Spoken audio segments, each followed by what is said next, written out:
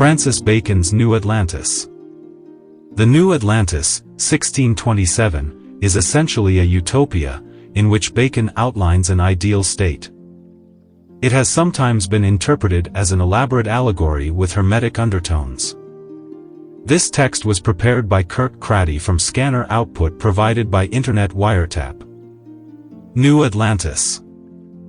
We sailed from Peru, where we had continued by the space of 1 whole year, for China and Japan, by the South Sea, taking with us victuals for 12 months. And had good winds from the east, though soft and weak, for 5 months' space and more.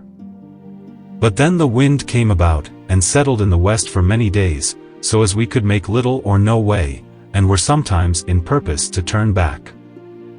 But then again there arose strong and great winds from the south, with a point east, which carried us up, for all that we could do, toward the north, by which time our victuals failed us, though we had made good spare of them. So that finding ourselves, in the midst of the greatest wilderness of waters in the world, without victual, we gave ourselves for lost men, and prepared for death. Yet we did lift up our hearts and voices to God above, who showeth his wonders in the deep, beseeching him of his mercy that as in the beginning he discovered the face of the deep, and brought forth dry land, so he would now discover land to us, that we might not perish. And it came to pass that the next day about evening we saw within a kenning before us, toward the north, as it were thick clouds, which did put us in some hope of land. Knowing how that part of the South Sea was utterly unknown, and might have islands or continents that hitherto were not come to light. Wherefore we bent our course thither, where we saw the appearance of land, all that night. And in the dawning of next day we might plainly discern that it was a land flat to our sight, and full of boscage, which made it show the more dark. And after an hour and a half's sailing, we entered into a good haven, being the port of a fair city.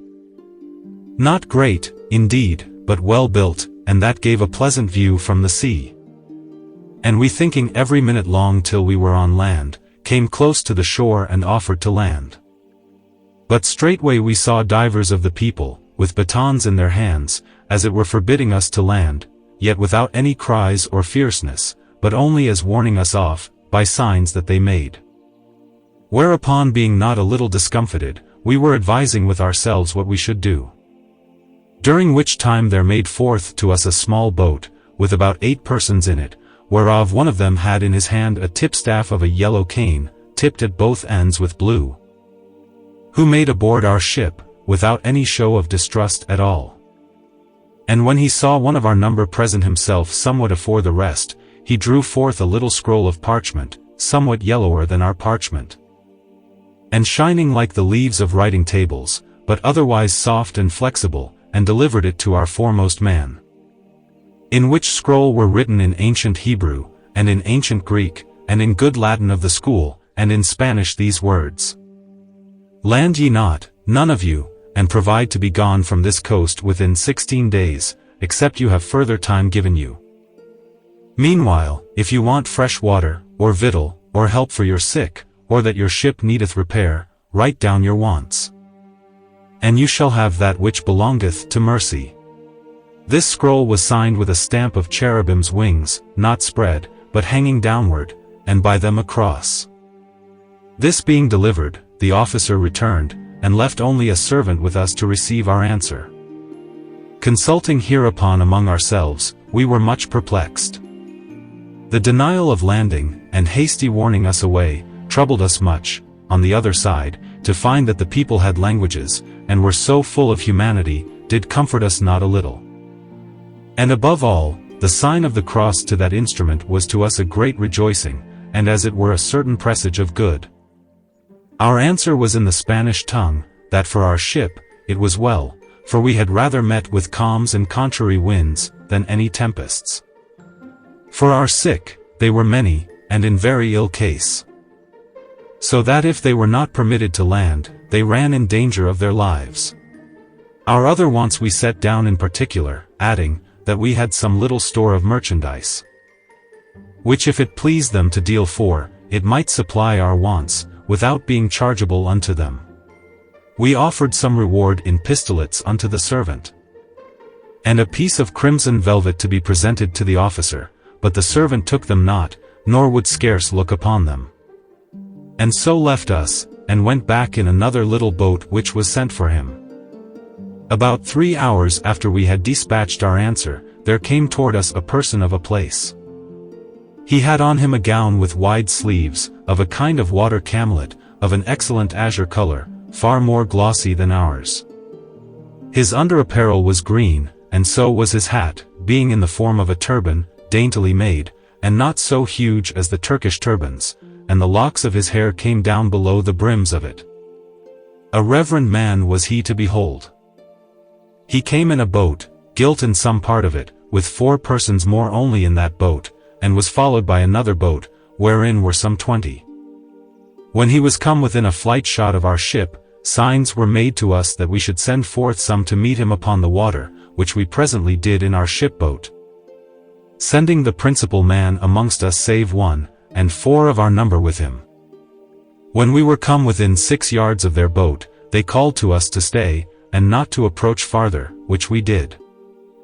And thereupon the man, whom I before described, stood up, and with a loud voice in Spanish asked, "Are ye Christians?" We answered, we were. Fearing the less, because of the cross we had seen in the subscription. At which answer the said person lifted up his right hand toward heaven, and drew it softly to his mouth, and then said, "If ye will swear, all of you, by the merits of the Saviour, that ye are no pirates, nor have shed blood, lawfully or unlawfully, within 40 days past, you may have license to come on land." We said, we were all ready to take that oath. Whereupon one of those that were with him, being a notary, made an entry of this act. Which done, another of the attendants of the great person, which was with him in the same boat, after his lord had spoken a little to him, said aloud, "My lord would have you know that it is not of pride, or greatness, that he cometh not aboard your ship. But for that in your answer you declare that you have many sick amongst you. He was warned by the conservator of health of the city that he should keep a distance." We bowed ourselves toward him and answered, we were his humble servants. And accounted for great honor and singular humanity toward us, that which was already done, but hoped well that the nature of the sickness of our men was not infectious. So he returned, and a while after came the notary to us aboard our ship, holding in his hand a fruit of that country, like an orange, but of color between orange tawny and scarlet, which cast a most excellent odor. He used it for a preservative against infection.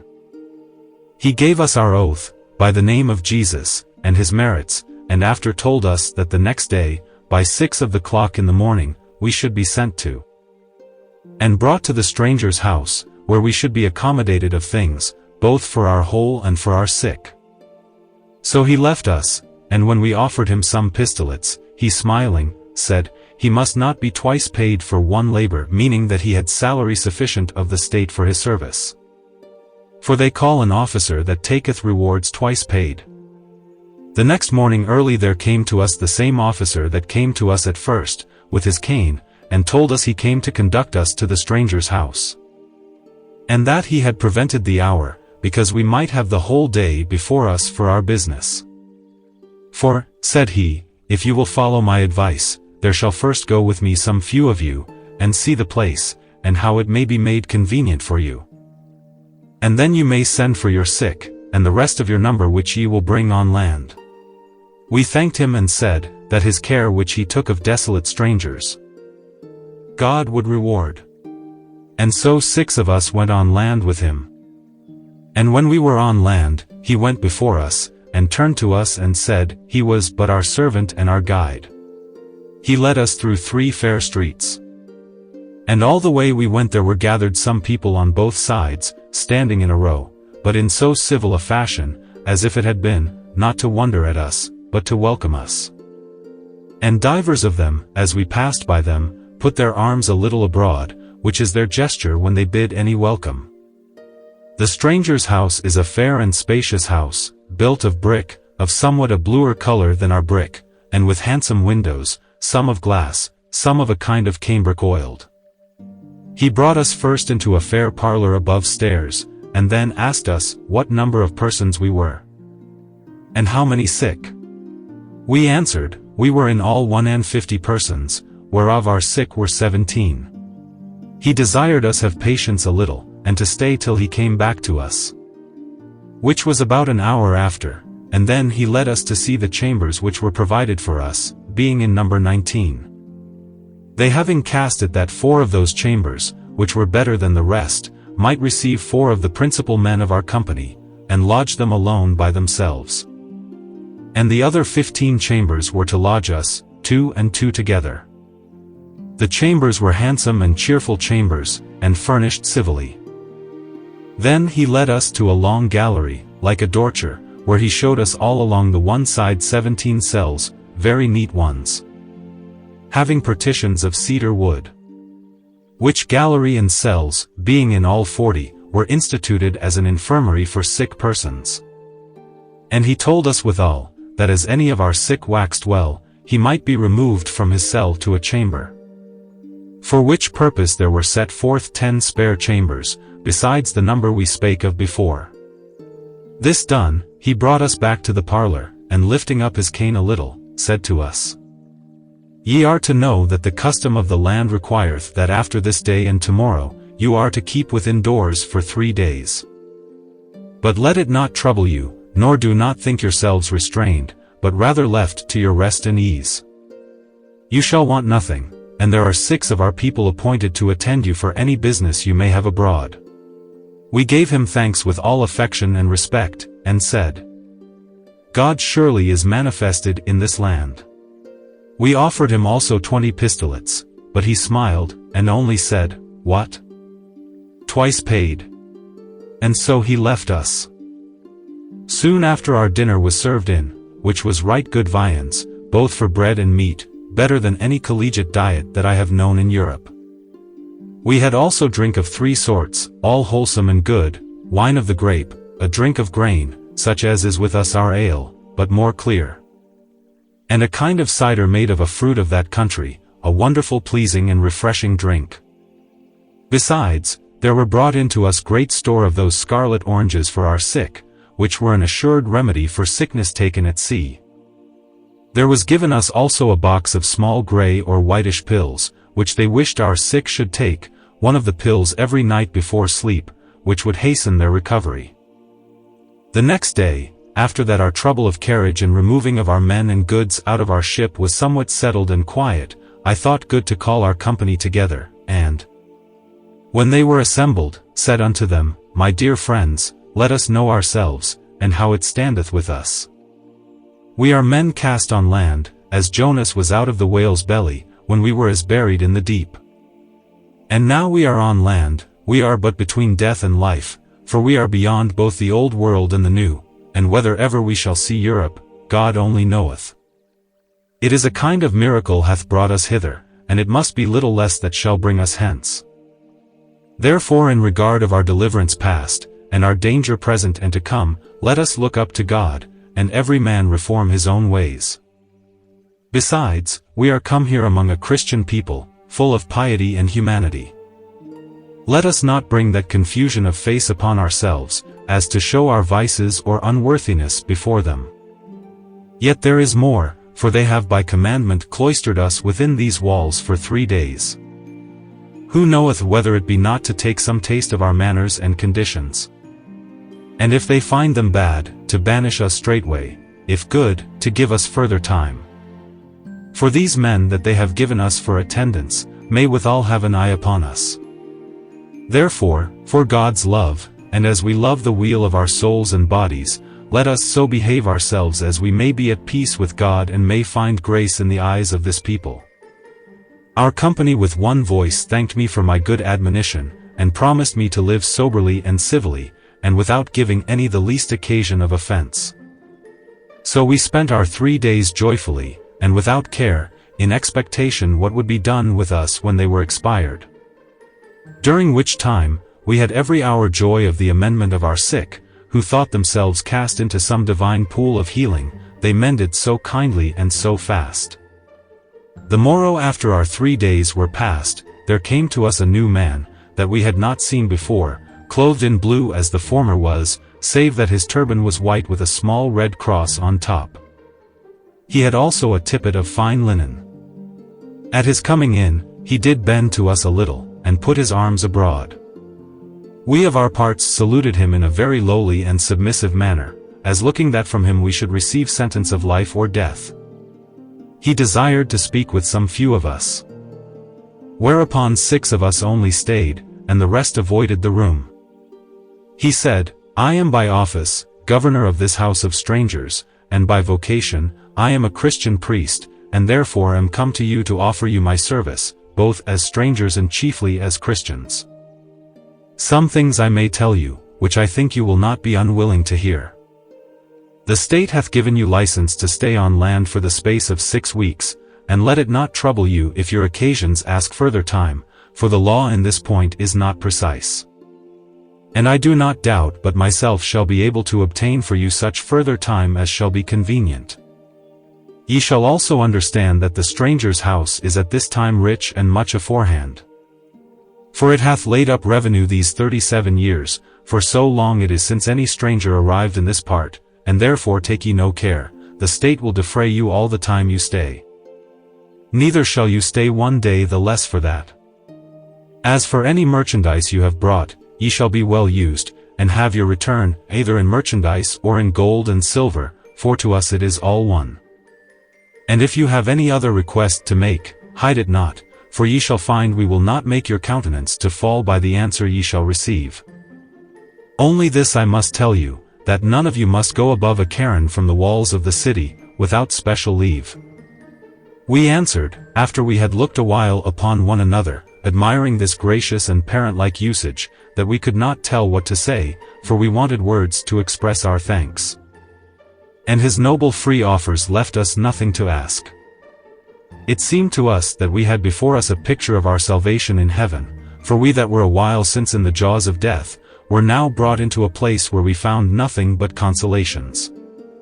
For the commandment laid upon us, we would not fail to obey it, though it was impossible but our hearts should be inflamed to tread further upon this happy and holy ground. We added that our tongues should first cleave to the roofs of our mouths ere we should forget either this reverend person or this whole nation, in our prayers.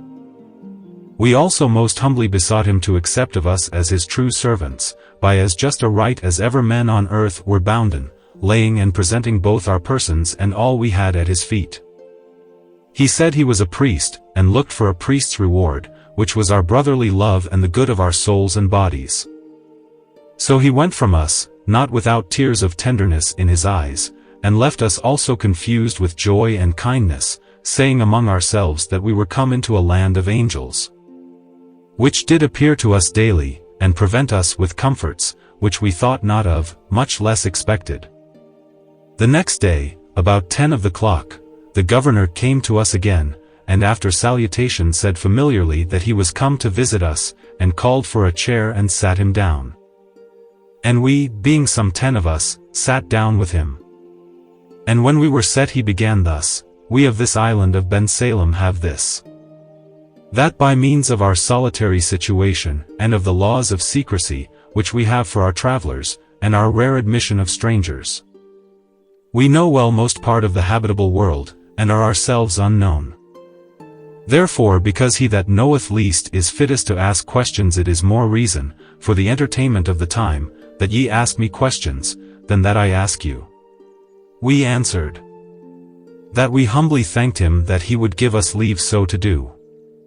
And that we conceived by the taste we had already, that there was no worldly thing on earth more worthy to be known than the state of that happy land. But above all, we said, since that we were met from the several ends of the world, and hoped assuredly that we should meet one day in the kingdom of heaven, we desired to know who was the apostle of that nation, and how it was converted to the faith. It appeared in his face that he took great contentment in this our question. He said, Ye knit my heart to you by asking this question in the first place. For it showeth that you first seek the kingdom of heaven, and I shall gladly, and briefly, satisfy your demand. About 20 years after the ascension of our Savior it came to pass, that there was seen by the people of Renfusa, a city upon the eastern coast of our island, within sight. The night was cloudy and calm, as it might be some mile in the sea, a great pillar of light, not sharp, but in form of a column, or cylinder, rising from the sea, a great way up toward heaven. And on the top of it was seen a large cross of light, more bright and resplendent than the body of the pillar. Upon which so strange a spectacle, the people of the city gathered apace together upon the sands, to wonder. And so after put themselves into a number of small boats to go nearer to this marvelous sight. But when the boats were come within about 60 yards of the pillar, they found themselves all bound, and could go no further, yet so as they might move to go about, but might not approach nearer. So as the boats stood all as in a theater, beholding this light, as a heavenly sign. It so fell out that there was in one of the boats one of the wise men of the society of Solomon's house, who having a while attentively and devoutly viewed and contemplated this pillar and cross, fell down upon his face. And then raised himself upon his knees, and lifting up his hands to heaven, made his prayers in this manner. Lord God of heaven and earth, thou hast vouchsafed of thy grace, to those of our order to know thy works of creation, and true secrets of them. And to discern, as far as appertaineth to the generations of men, between divine miracles, works of nature, works of art and impostures, and illusions of all sorts. I do here acknowledge and testify before this people that the thing we now see before our eyes is thy finger, and a true miracle. And forasmuch as we learn in our books that thou never workest miracles, but to a divine and excellent end, for the laws of nature are thine own laws. And thou exceedest them not but upon great cause, we most humbly beseech thee to prosper this great sign, and to give us the interpretation and use of it in mercy, which thou dost in some parts secretly promise, by sending it unto us. When he had made his prayer, he presently found the boat he was immovable and unbound, whereas all the rest remained still fast. And taking that for an assurance of leave to approach, he caused the boat to be softly and with silence rowed toward the pillar. But ere he came near it, the pillar and cross of light broke up, and cast itself abroad, as it were, into a firmament of many stars, which also vanished soon after. And there was nothing left to be seen but a small ark or chest of cedar, dry and not wet at all with water, though it swam. And in the fore end of it, which was toward him, grew a small green branch of palm. And when the wise man had taken it with all reverence into his boat, it opened of itself, and there were found in it a book and a letter, both written in fine parchment, and wrapped in sindons of linen. The book contained all the canonical books of the Old and New Testament, according as you have them, and the Apocalypse itself. And some other books of the New Testament, which were not at that time written, were nevertheless in the book. And for the letter, it was in these words: I, Bartholomew, a servant of the Highest, an apostle of Jesus Christ, was warned by an angel that appeared to me in a vision of glory, that I should commit this ark to the floods of the sea. Therefore I do testify and declare unto that people where God shall ordain this ark to come to land, that in the same day is come unto them salvation and peace, and goodwill from the Father, and from the Lord Jesus. There was also in both these writings, as well the book as the letter, wrought a great miracle, conformed to that of the apostles, in the original gift of tongues. For there being at that time, in this land, Hebrews, Persians, and Indians, besides the natives, everyone read upon the book and letter, as if they had been written in his own language. And thus was this land saved from infidelity by an ark, through the apostolical and miraculous evangelism of Saint Bartholomew. And here he paused. And a messenger came and called him forth from us. So this was all that passed in that conference. The next day the same governor came again to us immediately after dinner, and excused himself, saying that the day before he was called from us somewhat abruptly, but now he would make us amends, and spend time with us, if we held his company and conference agreeable. We answered that we held it so agreeable and pleasing to us, as we forgot both dangers past, and fears to come, for the time we heard him speak, and that we thought an hour spent with him was worth years of our former life. He bowed himself a little to us, and after we were set again, he said, "Well, the questions are on your part." One of our number said, after a little pause, that there was a matter we were no less desirous to know than fearful to ask, lest we might presume too far. But, encouraged by his rare humanity toward us, we would take the hardness to propound it. Humbly beseeching him, if he thought it not fit to be answered, that he would pardon it, though he rejected it. We said, we well observed those his words, which he formerly spake, that this happy island, where we now stood, was known to few, and yet knew most of the nations of the world. Which we found to be true, considering they had the languages of Europe, and knew much of our state and business. And yet we in Europe never heard any of the least inkling or glimpse of this island. This we found wonderful strange, for that all nations have interknowledge one of another, either by voyage into foreign parts, or by strangers that come to them. And though the traveller into a foreign country doth commonly know more by the eye than he that stayeth at home can by relation of the traveller, yet both ways suffice to make a mutual knowledge, in some degree, on both parts. But for this island, we never heard tell of any ship of theirs that had been seen to arrive upon any shore of Europe. No, nor of either the East or West Indies, nor yet of any ship of any other part of the world, that had made return for them. And yet the marvel rested not in this. For the situation of it in the secret conclave of such a vast sea might cause it. But then, that they should have knowledge of the languages, books, affairs, of those that lie such a distance from them, it was a thing we could not tell what to make of. For that it seemed to us a condition and propriety of divine powers and beings, to be hidden and unseen to others, and yet to have others open, and as in a light to them.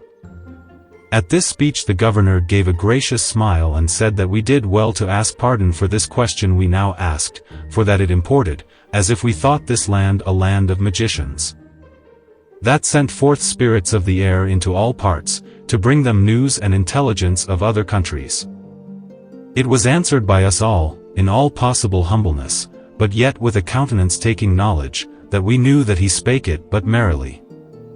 That we were apt enough to think there was somewhat supernatural in this island, but yet rather as angelical than magical. But to let his lordship know truly what it was that made us tender and doubtful to ask this question, it was not any such conceit, but because we remembered he had given a touch in his former speech, that this land had laws of secrecy touching strangers.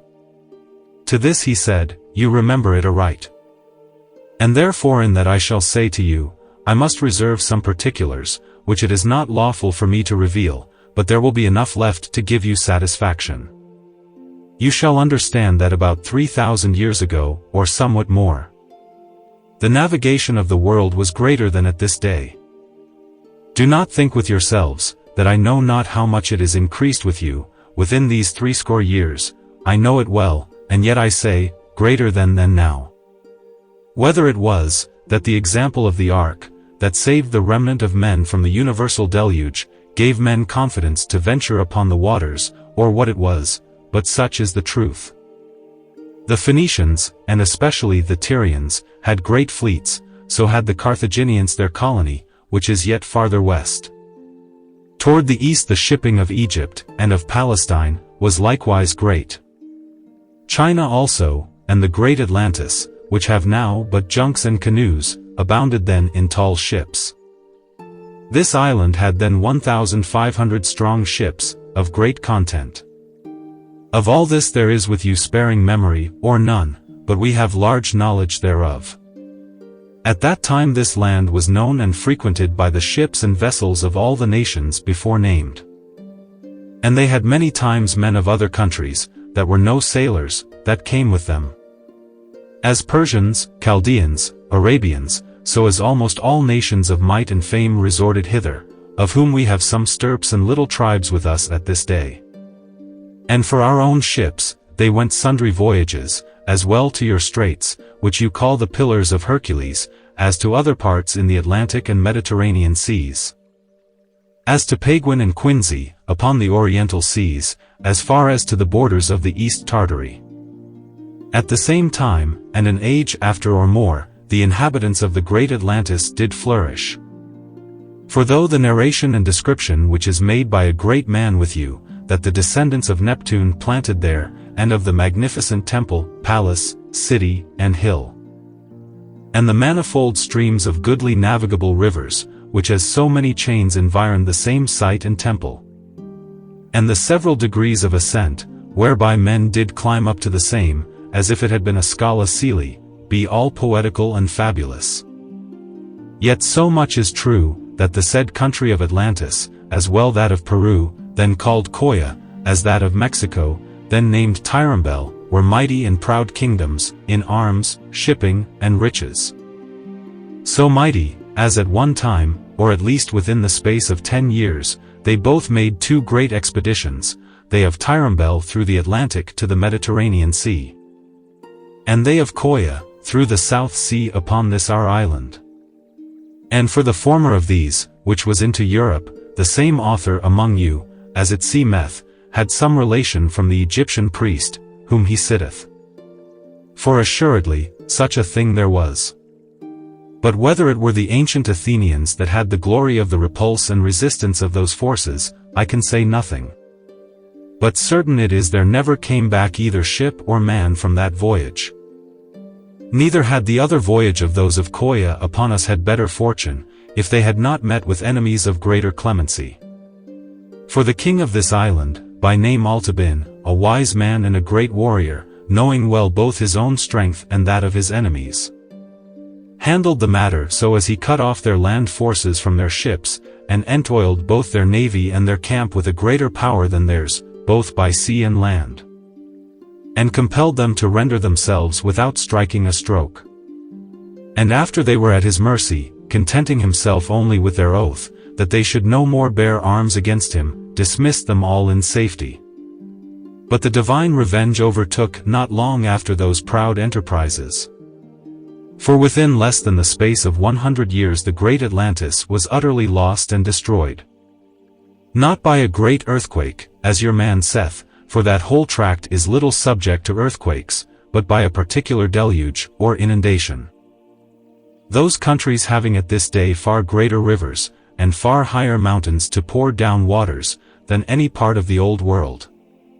But it is true that the same inundation was not deep, nor past 40 foot, in most places, from the ground, so that although it destroyed man and beast generally, yet some few wild inhabitants of the wood escaped.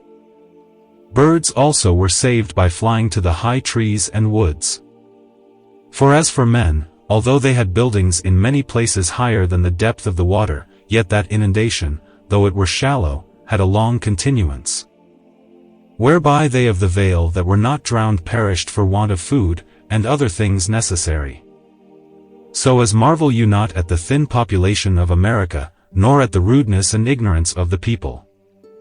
For you must account your inhabitants of America as a young people, younger 1,000 years at the least than the rest of the world. For that there was so much time between the universal flood and their particular inundation. For the poor remnant of human seed which remained in their mountains, peopled the country again slowly, by little and little, and being simple and a savage people, not like Noah and his sons, which was the chief family of the earth, they were not able to leave letters, arts, and civility to their posterity.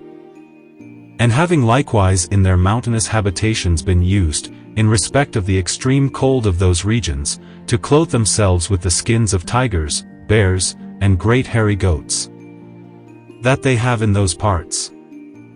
When after they came down into the valley, and found the intolerable heats which are there, and knew no means of lighter apparel, they were forced to begin the custom of going naked, which continueth at this day. Only they take great pride and delight in the feathers of birds, and this also they took from those their ancestors of the mountains, who were invited unto it, by the infinite flight of birds, that came up to the high grounds, while the waters stood below. So you see, by this main accident of time, we lost our traffic with the Americans, with whom of all others, in regard they lay nearest to us, we had most commerce. As for the other parts of the world, it is most manifest that in the ages following navigation did everywhere greatly decay, and specially far voyages were altogether left and omitted. So then, that part of intercourse which could be from other nations to sail to us, you see how it hath long since ceased, except it were by some rare accident, as this of yours. But now of the cessation of that other part of intercourse, which might be by our sailing to other nations, I must yield you some other cause. But I cannot say if I shall say truly, but our shipping, for number, strength, mariners, pilots, and all things that appertain to navigation, is as great as ever. And therefore why we should sit at home, I shall now give you an account by itself, and it will draw nearer, to give you satisfaction, to your principal question. There reigned in this land, about 1,900 years ago, a king, whose memory of all others we most adore, not superstitiously, but as a divine instrument, though a mortal man. His name was Salamana. And we esteem him as the lawgiver of our nation.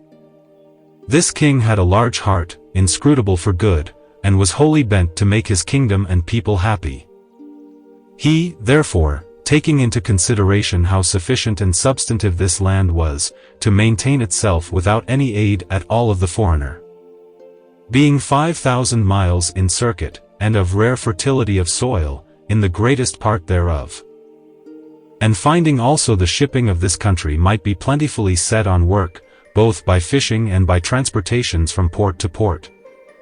And likewise by sailing unto some small islands that are not far from us, and are under the crown and laws of this state. And recalling into his memory the happy and flourishing estate wherein this land then was, so as it might be 1,000 ways altered to the worse, but scarce any one way to the better. Though nothing wanted to his noble and heroical intentions, but only to give perpetuity to that which was in his time so happily established.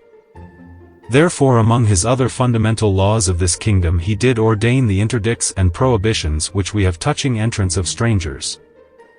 Which at that time was frequent, doubting novelties and commixture of manners.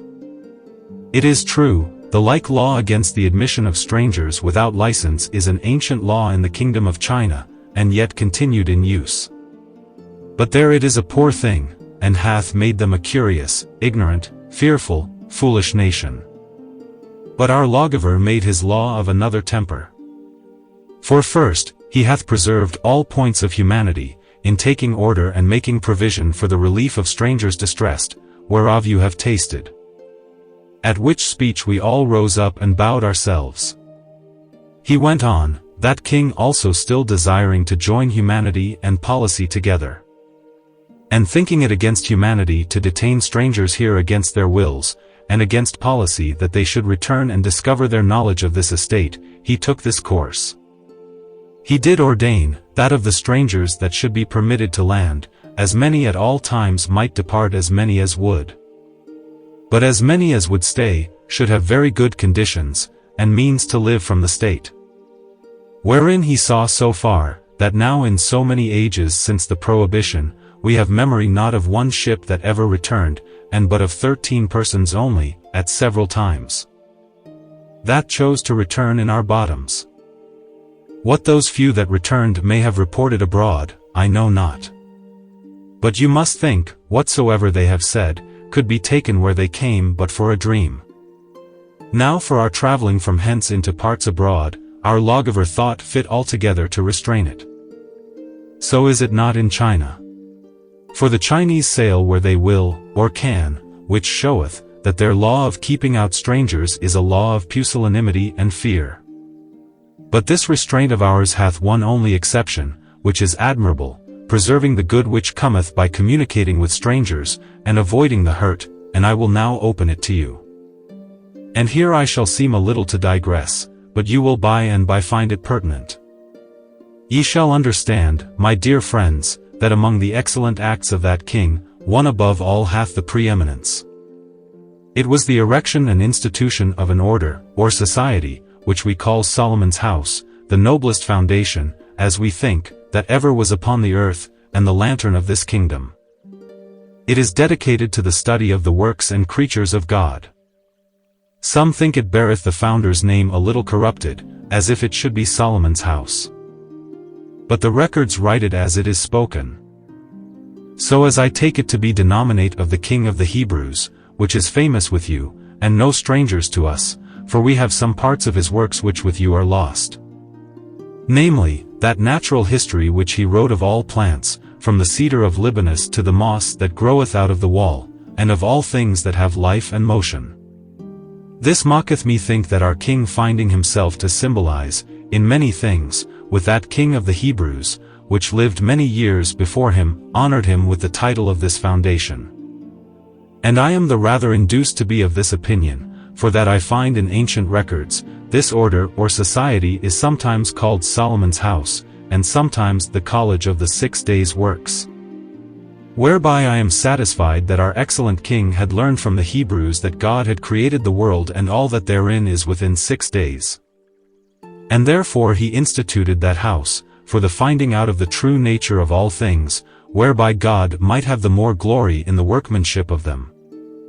And men the more fruit in their use of them, did give it also that second name. But now to come to our present purpose. When the king had forbidden to all his people navigation into any part that was not under his crown, he made nevertheless this ordinance: that every 12 years there should be set forth out of this kingdom 2 ships, appointed to several voyages. That in either of these ships there should be a mission of 3 of the fellows or brethren of Solomon's house, whose errand was only to give us knowledge of the affairs and state of those countries to which they were designed, and especially of the sciences, arts, manufactures, and inventions of all the world. And withal to bring unto us books, instruments, and patterns in every kind, that the ships, after they had landed the brethren, should return. And that the brethren should stay abroad till the new mission, the ships are not otherwise fraught than with store of victuals, and good quantity of treasure to remain with the brethren, for the buying of such things, and rewarding of such persons, as they should think fit. Now for me to tell you how the vulgar sort of mariners are contained from being discovered at land, and how they must be put on shore for any time, color themselves under the names of other nations. And to what places these voyages have been designed, and what places of rendezvous are appointed for the new missions, and the like circumstances of the practice, I may not do it, neither is it much to your desire. But thus you see we maintain a trade, not for gold, silver, or jewels, nor for silks, nor for spices, nor any other commodity of matter, but only for God's first creature, which was light. To have light, I say, of the growth of all parts of the world. And when he had said this, he was silent, and so were we all, for indeed we were all astonished to hear so strange things so probably told. And he, perceiving that we were willing to say somewhat, but had it not ready, in great courtesy took us off, and descended to ask us questions of our voyage and fortunes. And in the end concluded that we might do well to think with ourselves what time of stay we would demand of the state, and bade us not to scant ourselves, for he would procure such time as we desired. Whereupon we all rose up and presented ourselves to kiss the skirt of his tippet, but he would not suffer us, and so took his leave. But when it came once among our people that the state used to offer conditions to strangers that would stay, we had work enough to get any of our men to look to our ship, and to keep them from going presently to the governor to crave conditions, but with much ado we restrained them, till we might agree what course to take. We took ourselves now for freemen, seeing there was no danger of our utter perdition, and lived most joyfully, going abroad and seeing what was to be seen in the city and places adjacent within our teder, and obtaining acquaintance with many of the city, not of the meanest quality, at whose hands we found such humanity, and such a freedom and desire to take strangers, as it were, into their bosom, as was enough to make us forget all that was dear to us in our own countries, and continually we met with many things, right worthy of observation and relation. As indeed, if there be a mirror in the world, worthy to hold men's eyes, it is that country. One day there were 2 of our company bidden to a feast of the family, as they call it, a most natural, pious, and reverent custom it is, showing that nation to be compounded of all goodness. This is the manner of it: it is granted to any man that shall live to see 30 persons descended of his body, alive together, and all above 3 years old, to make this feast, which is done at the cost of the state. The father of the family, whom they call the Tersan, 2 days before the feast, taketh to him 3 of such friends as he liketh to choose. And is assisted also by the governor of the city or place where the feast is celebrated, and all the persons of the family, of both sexes, are summoned to attend him. These 2 days the Tersan sitteth in consultation, concerning the good estate of the family. There, if there be any discord or suits between any of the family, they are compounded and appeased. There, if any of the family be distressed or decayed, order is taken for their relief, and competent means to live. There, if any be subject to vice, or take ill courses, they are reproved and censured. So, likewise, direction is given touching marriages, and the courses of life which any of them should take, with divers other the like orders and advices. The governor sitteth to the end, to put in execution, by his public authority, the decrees and orders of the Tersan, if they should be disobeyed, though that seldom needeth. Such reverence and obedience they give to the order of nature. The Tersan doth also then ever choose one man from among his sons, to live in house with him, who is called ever after the son of the vine. The reason will hereafter appear. On the feast day, the father, or Tersan, cometh forth after divine service into a large room where the feast is celebrated, which room hath a half-pace at the upper end. Against the wall, in the middle of the half-pace, is a chair placed for him, with a table and carpet before it. Over the chair is a state, made round or oval, and it is of ivy, an ivy somewhat whiter than ours, like the leaf of a silver asp, but more shining, for it is green all winter. And the state is curiously wrought with silver and silk of divers colors, broiding or binding in the ivy. And is ever of the work of some of the daughters of the family, and veiled over at the top, with a fine net of silk and silver. But the substance of it is true ivy, whereof after it is taken down, the friends of the family are desirous to have some leaf or sprig to keep. The Tersan cometh forth with all his generation or lineage, the males before him, and the females following him. And if there be a mother, from whose body the whole lineage is descended, there is a traverse placed in a loft above on the right hand of the chair, with a privy door, and a carved window of glass, leaded with gold and blue, where she sitteth, but is not seen. When the Tersan is come forth, he sitteth down in the chair. And all the lineage place themselves against the wall, both at his back, and upon the return of the half-pace, in order of their years, without difference of sex, and stand upon their feet. When he is set, the room being always full of company, but well kept and without disorder, after some pause there cometh in from the lower end of the room a taratan. And on either side of him 2 young lads, whereof one carrieth a scroll of their shining yellow parchment, and the other a cluster of grapes of gold, with a long foot or stalk. The herald and children are clothed with mantles of sea-water green satin, but the herald's mantle is streamed with gold, and hath a train.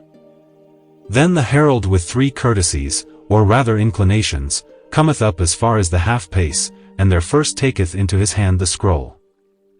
This scroll is the king's charter, containing gift of revenue, and many privileges, exemptions, and points of honor, granted to the father of the family. And it is ever styled and directed, to such an one, our well-beloved friend and creditor, which is a title proper only to this case. For they say, the king is debtor to no man, but for propagation of his subjects, the seal set to the king's charter is the king's image, embossed or molded in gold. And though such charters be expedited of course, and as of right, yet they are varied by discretion, according to the number and dignity of the family. This charter the herald readeth aloud, and while it is read, the father, or Tersan, standeth up, supported by 2 of his sons, such as he chooseth. Then the herald mounteth the half-pace, and delivereth the charter into his hand. And with that there is an acclamation, by all that are present, in their language, which is thus much. Happy are the people of Ben-Salem. Then the herald taketh into his hand from the other child the cluster of grapes, which is of gold, both the stalk, and the grapes. But the grapes are daintily enameled, and if the males of the family be the greater number, the grapes are enameled purple, with a little sun set on the top. If the females, then they are enameled into a greenish yellow, with a crescent on the top. The grapes are in number as many as there are descendants of the family. This golden cluster the herald delivereth also to the Tirsan, who presently delivereth it over to that son that he had formerly chosen, to be in house with him, who beareth it before his father, as an ensign of honor, when he goeth in public ever after. And is thereupon called the son of the vine. After this ceremony ended the father, or Tirsan, retireth, and after some time cometh forth again to dinner, where he sitteth alone under the state, as before. And none of his descendants sit with him, of what degree or dignity soever, except he hap to be of Solomon's house. He is served only by his own children, such as are male, who perform unto him all service of the table upon the knee, and the women only stand about him, leaning against the wall. The room below his half-pace hath tables on the sides for the guests that are bidden, who are served with great and comely order. And toward the end of dinner there is a hymn sung, varied according to the invention of him that composeth it, but the subject of it is always the praises of Adam, and Noah, and Abraham. Whereof the former two peopled the world, and the last was the father of the faithful. Concluding ever with a thanksgiving for the nativity of our Saviour, in whose birth the births of all are only blessed. Dinner being done, the Tirsan retireth again, and having withdrawn himself alone into a place, where he mocketh some private prayers, he cometh forth the third time, to give the blessing, with all his descendants, who stand about him as at the first. Then he calleth them forth by one and by name as he pleaseth, though seldom the order of age be inverted. The person that is called kneeleth down before the chair, and the father layeth his hand upon his head, or her head, and giveth the blessing in these words: Son of Ben-Salem, thy father saith it, the man by whom thou hast breath and life speaketh the word. The blessing of the everlasting Father, the Prince of Peace, and the Holy Dove be upon thee, and make the days of thy pilgrimage good and many. This he saith to every of them. And that done, if there be any of his sons of eminent merit and virtue, so they be not above 2, he calleth for them again, and saith, laying his arm over their shoulders, they standing: Sons, it is well you are born, give God the praise, and persevere to the end. And withal delivereth to either of them a jewel, made in the figure of an ear of wheat, which they ever after wear in the front of their turban, or hat. This done, they fall to music and dances, and other recreations, after their manner, for the rest of the day. This is the full order of that feast. By that time 6 or 7 days were spent, I was fallen into straight acquaintance with a merchant of that city, whose name was Jobin. He was a Jew and circumcised, for they have some few stirps of Jews yet remaining among them, whom they leave to their own religion. Which they may the better do, because they are of a far differing disposition from the Jews in other parts. For whereas they hate the name of Christ, and have a secret inbred rancor against the people among whom they live, these, contrariwise, give unto our Saviour many high attributes, and love the nation of Ben-Salem extremely. Surely this man of whom I speak would ever acknowledge that Christ was born of a virgin, and that he was more than a man. And he would tell how God made him ruler of the seraphim, which guard his throne. And they call him also the Milken Way, and the Eliah of the Messiah, and many other high names, which though they be inferior to his divine majesty, yet they are far from the language of other Jews. And for the country of Ben-Salem, this man would make no end of commending it, being desirous by tradition among the Jews there to have it believed that the people thereof were of the generations of Abraham, by another son, whom they call Nacharan. And that Moses by a secret Kabbalah ordained the laws of Ben-Salem which they now use. And that when the Messiah should come, and sit in his throne at High Jerusalem, the king of Ben-Salem should sit at his feet, whereas other kings should keep a great distance. But yet setting aside these Jewish dreams, the man was a wise man and learned, and of great policy, and excellently seen in the laws and customs of that nation. Among other discourses one day I told him, I was much affected with the relation I had from some of the company of their custom in holding the feast of the family, for that, methought, I had never heard of a solemnity wherein nature did so much preside. And because propagation of families proceedeth from the nuptial copulation, I desired to know of him what laws and customs they had concerning marriage, and whether they kept marriage well. And whether they were tied to one wife? For that where population is so much affected, and such as with them it seemed to be, there is commonly permission of plurality of wives. To this he said, You have reason for to commend that excellent institution of the feast of the family. And indeed we have experience, that those families that are partakers of the blessings of that feast, do flourish and prosper ever after, in an extraordinary manner. But hear me now, and I will tell you what I know. You shall understand that there is not under the heavens so chaste a nation as this of Bensalem, nor so free from all pollution or foulness. It is the Virgin of the world. I remember, I have read in one of your European books, of a holy hermit among you, that desired to see the spirit of fornication, and there appeared to him a little foul ugly Ethiop. But if he had desired to see the spirit of chastity of Bensalem, it would have appeared to him in the likeness of a fair beautiful cherub. For there is nothing, among mortal men, more fair and admirable than the chaste minds of this people. Know, therefore, that with them there are no stews, no dissolute houses, no courtesans, nor anything of that kind. Nay, they wonder, with detestation, at you in Europe, which permit such things.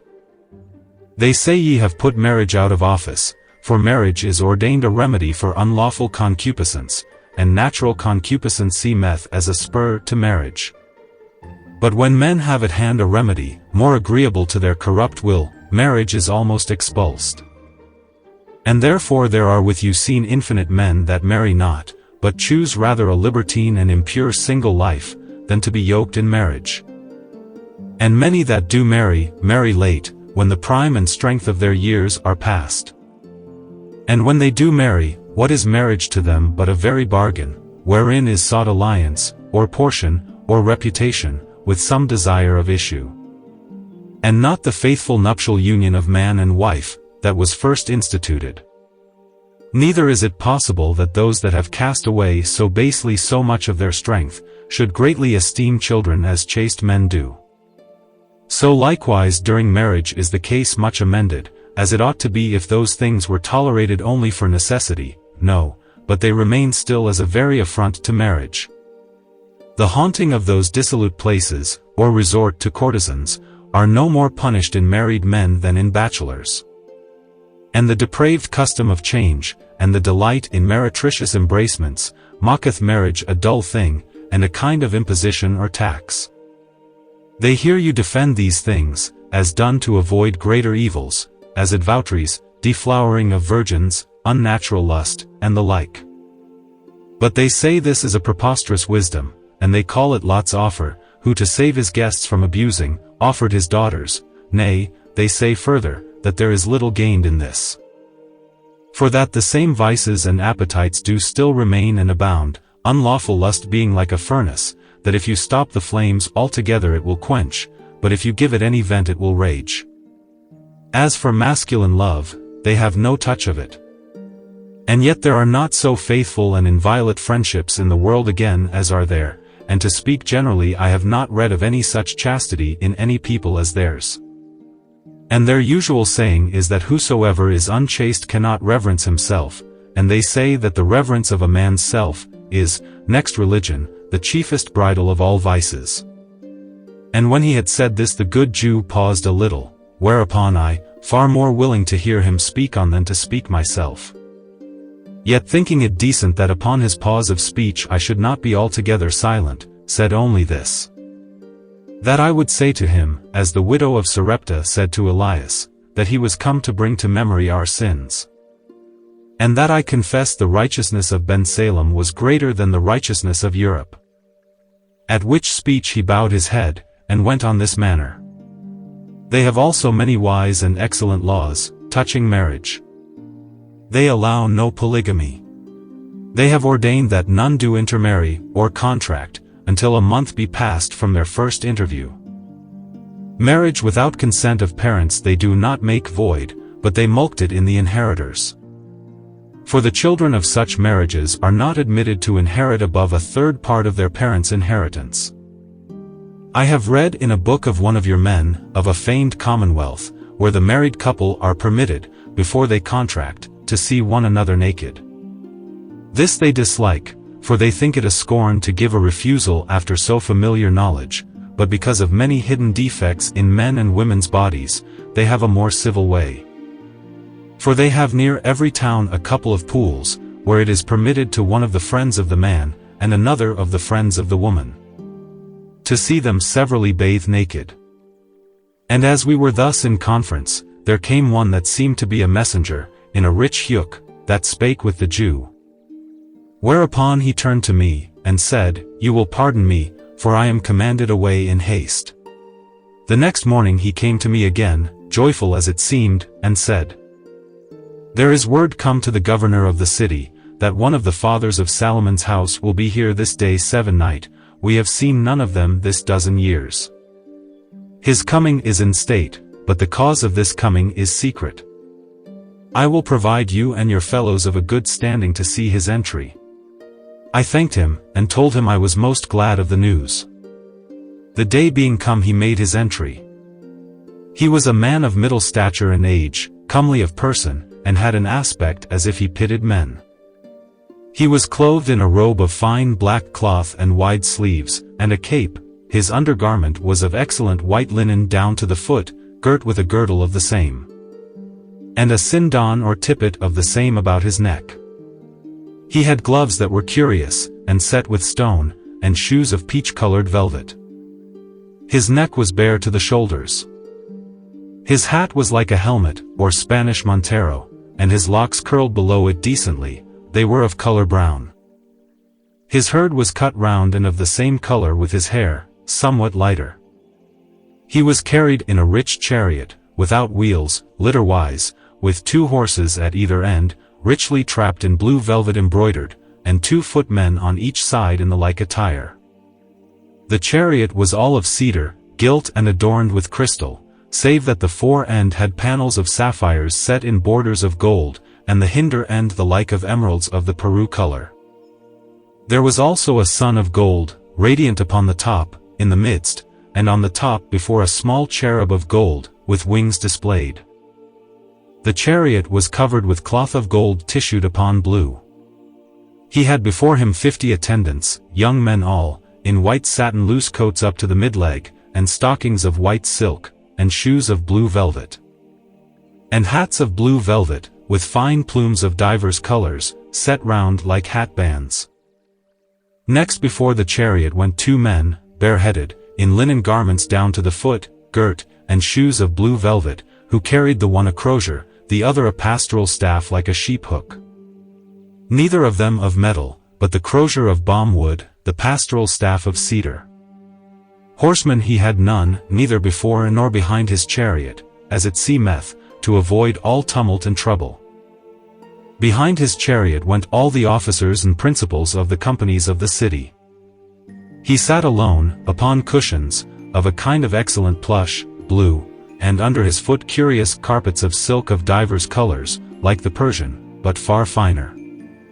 He held up his bare hand, as he went, as blessing the people, but in silence.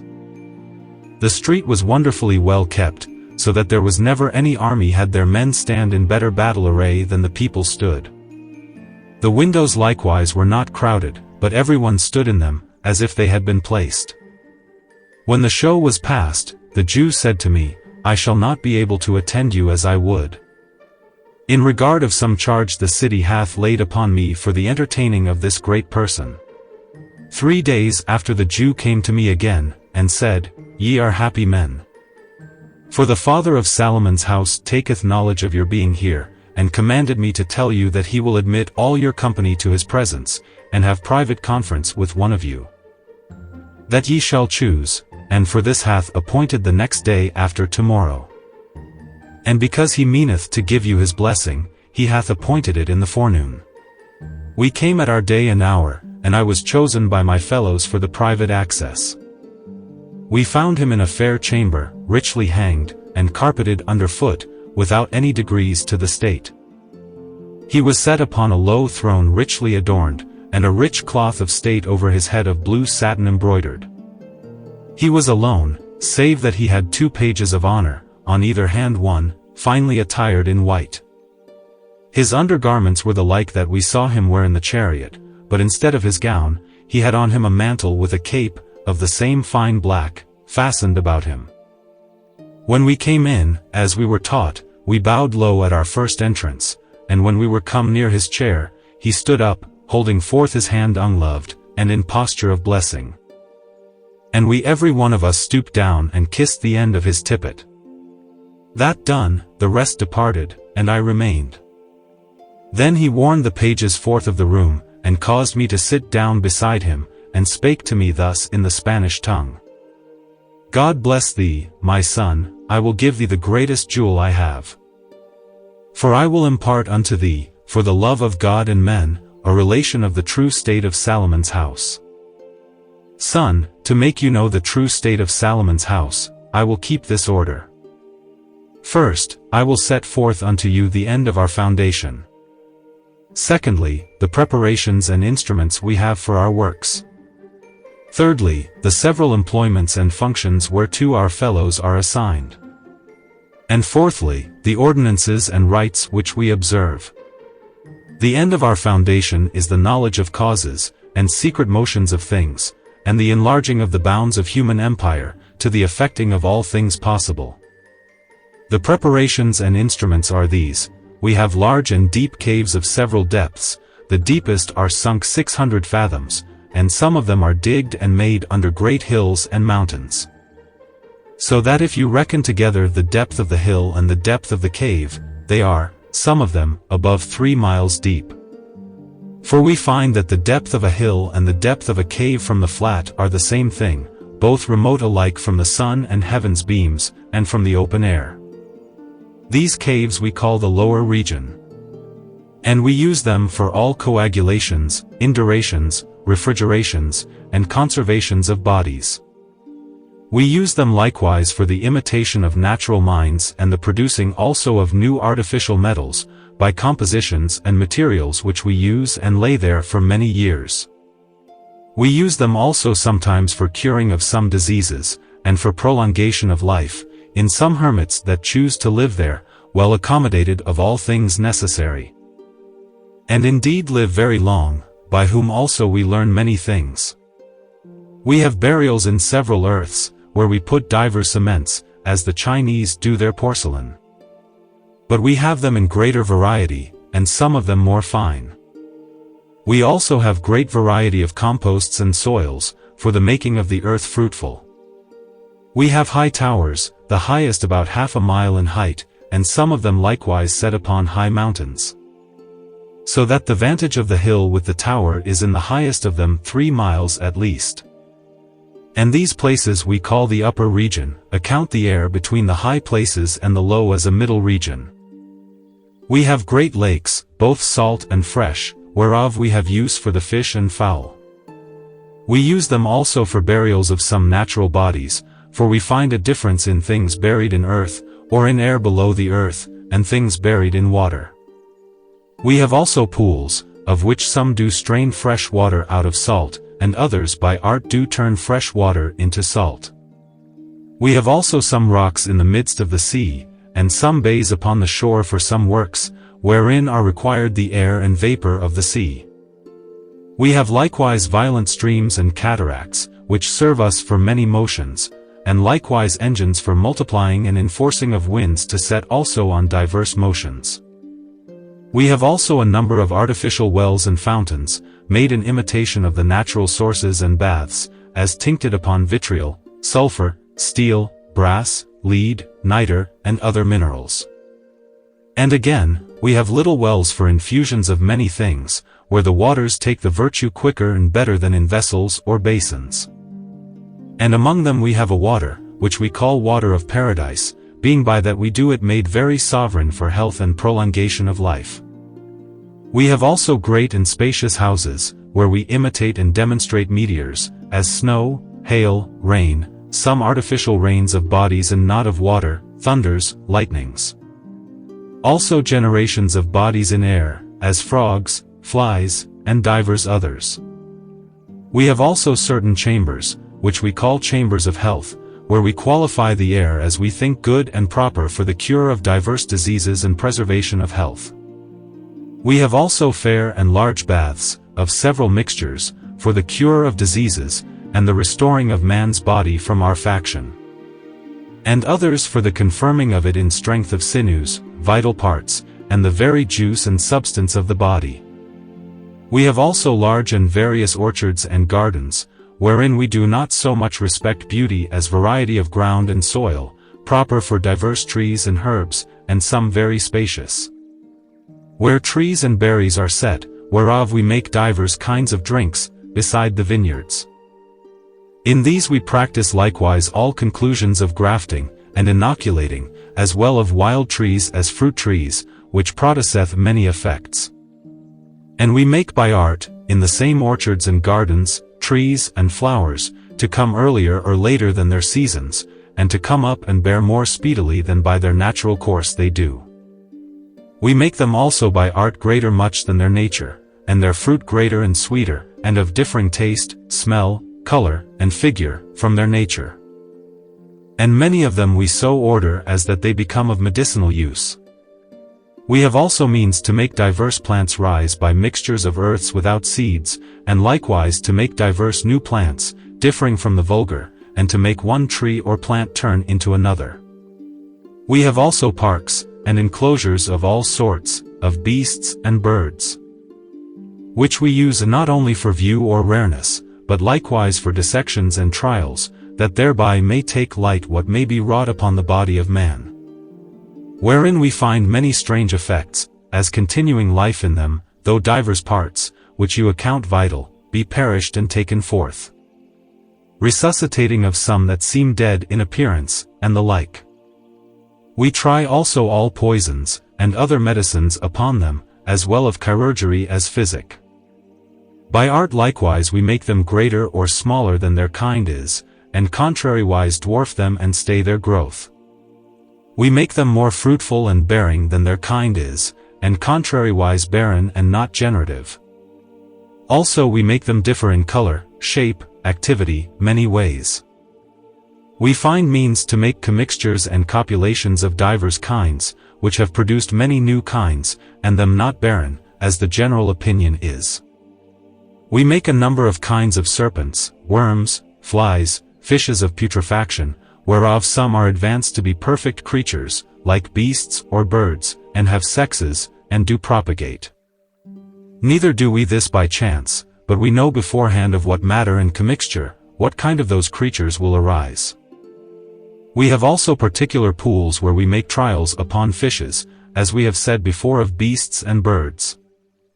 We have also places for breed and generation of those kinds of worms and flies which are of special use, such as are with you your silkworms and bees. I will not hold you long with recounting of our brewhouses, bakehouses, and kitchens, where are made diverse drinks, breads, and meats, rare and of special effects. Wines we have of grapes, and drinks of other juice, of fruits, of grains, and of roots, and of mixtures with honey, sugar, manna, and fruits dried and decocted. Also of the tears or wounding of trees and of the pulp of canes. And these drinks are of several ages, some to the age or last of 40 years. We have drinks also brewed with several herbs and roots and spices, yea, with several fleshes and white meats. Whereof some of the drinks are such as they are in effect meat and drink both, so that divers, especially in age, do desire to live with them with little or no meat or bread. And above all we strive to have drinks of extreme thin parts, to insinuate into the body, and yet without all biting, sharpness, or fretting. Insomuch as some of them put upon the back of your hand, will with a little stay pass through to the palm, and yet taste mild to the mouth. We have also waters, which we ripen in that fashion, as they become nourishing, so that they are indeed excellent drinks, and many will use no other. Bread we have of several grains, roots, and kernels, yea, and some of flesh, and fish, dried, with divers kinds of leavings and seasonings. So that some do extremely move appetites, some do nourish so as divers do live of them, without any other meat, who live very long. So for meats, we have some of them so beaten, and made tender, and mortified, yet without all corrupting, as a weak heat of the stomach will turn them into good chylus. As well as a strong heat would meat otherwise prepared. We have some meats also in bread, and drinks, which, taken by men, enable them to fast long after. And some other, that used make the very flesh of men's bodies sensibly more hard and tough, and their strength far greater than otherwise it would be. We have dispensatories or shops of medicines. Wherein you may easily think, if we have such variety of plants, and living creatures, more than you have in Europe, the simples, drugs, and ingredients of medicines must likewise be in so much the greater variety. We have them likewise of divers ages, and long fermentations. And for their preparations, we have not only all manner of exquisite distillations, and separations, and especially by gentle heats, and percolations through divers strainers, and substances, but also exact forms of composition, whereby they incorporate almost as they were natural simples. We have also diverse mechanical arts, which you have not. And stuffs made by them, as papers, linen, silks, tissues, dainty works of feathers of wonderful luster, excellent dyes, and many others. And shops likewise as well for such as are not brought into vulgar use among us, as for those that are. For you must know, that of the things before recited, many of them are grown into use throughout the kingdom, but yet, if they did flow from our invention, we have of them also for patterns and principles. We have also furnaces of great diversities, and that keep great diversity of heats, fierce and quick, strong and constant, soft and mild, blown, quiet, dry, moist, and the like. But above all we have heats, in imitation of the sun's and heavenly bodies heats, that pass divers inequalities, and as it were orbs, progresses, and returns whereby we produce admirable effects. Besides, we have heats of dungs, and of bellies and maws of living creatures and of their bloods and bodies, and of hays and herbs laid up moist, of lime unquenched, and such like. Instruments also which generate heat only by motion. And farther, places for strong insulations, and, again, places under the earth, which by nature or art yield heat. These divers heats we use as the nature of the operation which we intend requireth. We have also perspective houses, where we make demonstrations of all lights and radiations and of all colors. And out of things uncolored and transparent we can represent unto you all several colors, not in rainbows, as it is in gems and prisms, but of themselves single.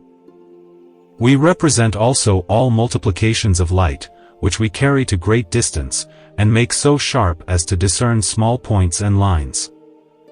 Also all colorations of light, all delusions and deceits of the sight, in figures, magnitudes, motions, colors, all demonstrations of shadows.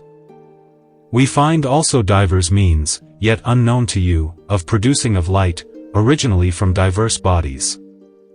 We procure means of seeing objects afar off, as in the heaven and remote places, and represent things near as afar off, and things afar off as near, making feigned distances. We have also helps for the sight far above spectacles and glasses in use. We have also glasses and means to see small and minute bodies, perfectly and distinctly. As the shapes and colors of small flies and worms, grains, and flaws in gems which cannot otherwise be seen, observations in urine and blood not otherwise to be seen. We make artificial rainbows, halos, and circles about light. We represent also all manner of reflections, refractions, and multiplications of visual beams of objects. We have also precious stones, of all kinds, many of them of great beauty and to you unknown, crystals likewise, and glasses of divers kind. And among them some of metals vitrificated, and other materials, besides those of which you make glass. Also a number of fossils and imperfect minerals, which you have not. Likewise lodestones of prodigious virtue, and other rare stones, both natural and artificial. We have also sound houses, where we practice and demonstrate all sounds and their generation. We have harmony which you have not, of quarter sounds and lesser slides of sounds. Divers instruments of music likewise to you unknown, some sweeter than any you have, with bells and rings that are dainty and sweet. We represent small sounds as great and deep, likewise great sounds extenuate and sharp. We make diverse tremblings and warblings of sounds, which in their original are entire. We represent and imitate all articulate sounds and letters, and the voices and notes of beasts and birds. We have certain helps which, set to the ear, do further the hearing greatly. We have also diverse strange and artificial echoes, reflecting the voice many times, and, as it were, tossing it. And some that give back the voice louder than it came, some shriller and some deeper, yea, some rendering the voice, differing in the letters or articulate sound from that they receive. We have all means to convey sounds in trunks and pipes, in strange lines and distances. We have also perfume houses, wherewith we join also practices of taste. We multiply smells which may seem strange, we imitate smells, making all smells to breathe out of other mixtures than those that give them. We make diverse imitations of taste likewise, so that they will deceive any man's taste. And in this house we contain also a confiture house, where we make all sweetmeats, dry and moist, and divers pleasant wines, milks, broths, and salads, far in greater variety than you have. We have also engine houses, where are prepared engines and instruments for all sorts of motions. There we imitate and practice to make swifter motions than any you have, either out of your muskets or any engine that you have. And to make them and multiply them more easily and with small force, by wheels and other means, and to make them stronger and more violent than yours are, exceeding your greatest cannons and basilisks. We represent also ordnance and instruments of war and engines of all kinds. And likewise new mixtures and compositions of gunpowder, wildfires burning in water and unquenchable, also fireworks of all variety, both for pleasure and use. We imitate also flights of birds, we have some degrees of flying in the air. We have ships and boats for going under water and brooking of seas, also swimming girdles and supporters. We have diverse curious clocks and other like motions of return, and some perpetual motions. We imitate also motions of living creatures by images of men, beasts, birds, fishes, and serpents. We have also a great number of other various motions, strange for equality, fineness, and subtlety. We have also a mathematical house, where are represented all instruments, as well of geometry as astronomy, exquisitely made. We have also houses of deceits of the senses, where we represent all manner of feats of juggling, false apparitions, impostures and illusions, and their fallacies. And surely you will easily believe that we, that have so many things truly natural which induce admiration, could in a world of particulars deceive the senses if we would disguise those things, and labor to make them more miraculous. But we do hate all impostures and lies, insomuch as we have severely forbidden it to all our fellows, under pain of ignominy and fines, that they do not show any natural work or thing adorned or swelling, but only pure as it is, and without all affectation of strangeness. These are, my son, the riches of Salomon's house. For the several employments and offices of our fellows, we have 12 that sail into foreign countries under the names of other nations, who bring us the books and abstracts, and patterns of experiments of all other parts. These we call merchants of light. We have 3 that collect the experiments which are in all books. These we call depredators. We have 3 that collect the experiments of all mechanical arts, and also of liberal sciences, and also of practices which are not brought into arts. These we call mystery men. We have 3 that try new experiments, such as themselves think good. These we call pioneers or miners. We have 3 that draw the experiments of the former 4 into titles and tables, to give the better light for the drawing of observations and axioms out of them.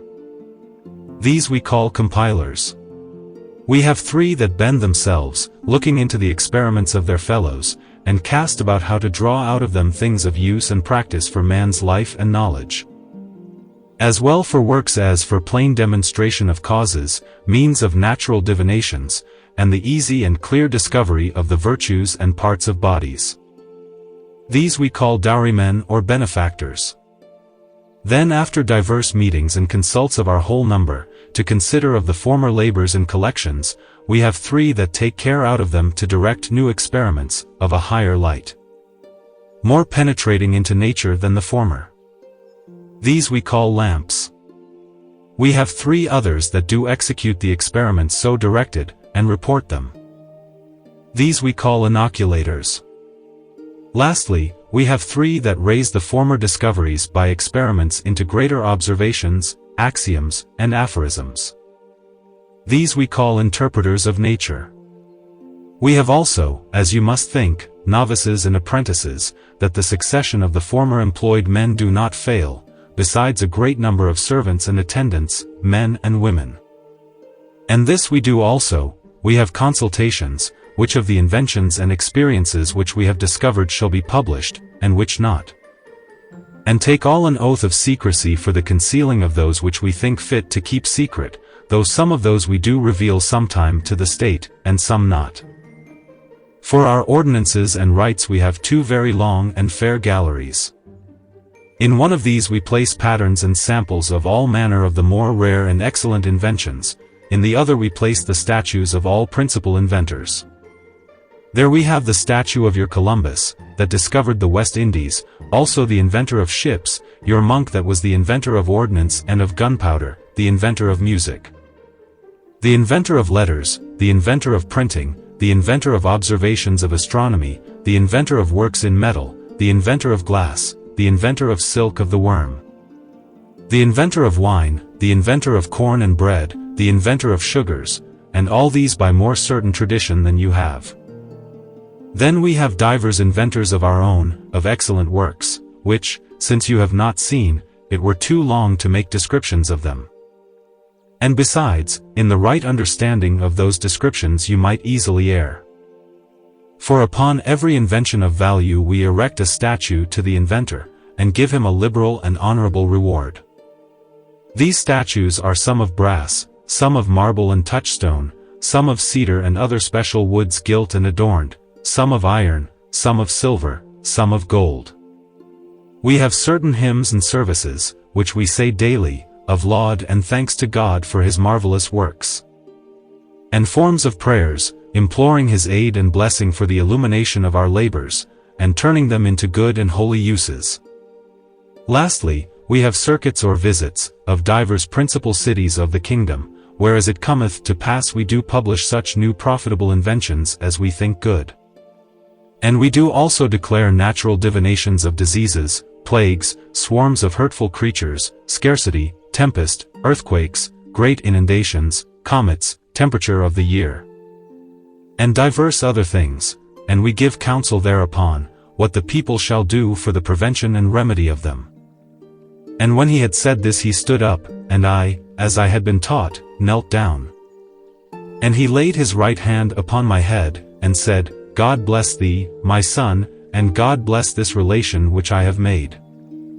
I give thee leave to publish it, for the good of other nations, for we here are in God's bosom, a land unknown. And so he left me, having assigned a value of about 2,000 ducats for a bounty to me and my fellows. For they give great largesses, where they come, upon all occasions.